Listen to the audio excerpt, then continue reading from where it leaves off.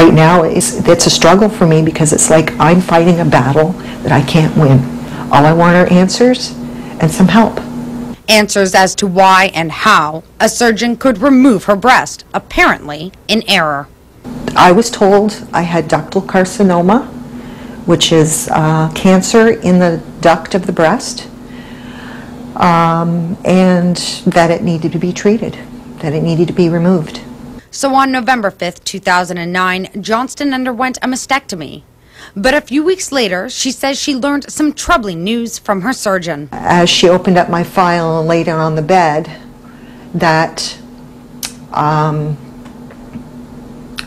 did not have, nor did I ever have, breast cancer, and that the information on the biopsy report that clearly states that it wasn't breast cancer, now that I know this, it wasn't necessary to have the mastectomy.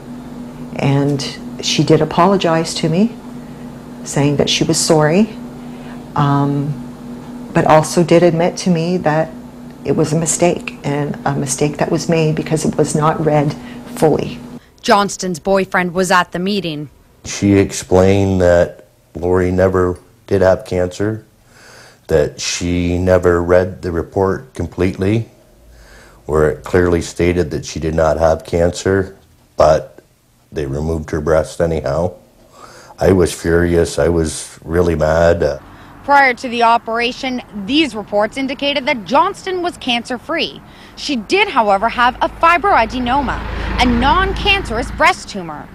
We asked several medical experts to explain a fibroadenoma and whether or not it required a mastectomy.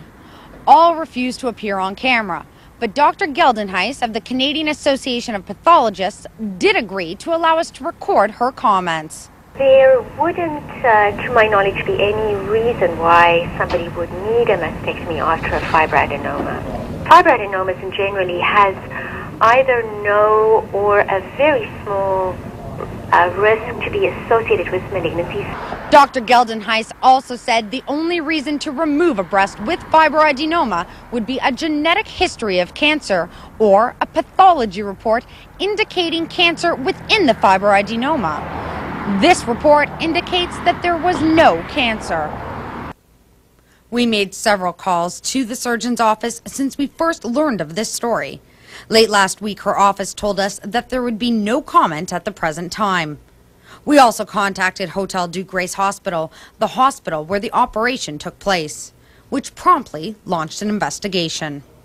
A pre-surgery pathology report indicating that the patient's lump was benign. Regrettably, we have now learned Dr. Hartwell misread that report and proceeded with the surgery. The investigation is ongoing. However, the hospital has implemented some precautionary measures, primarily around Dr. Hartwell. She will be subject to monitoring. As well, all of her pathology report will be reviewed by a second physician before she performs any surgeries.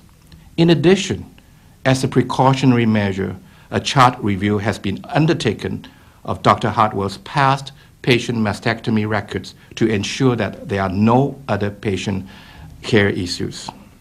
As for Johnston, she says the unnecessary surgery has robbed her of more than just part of her body.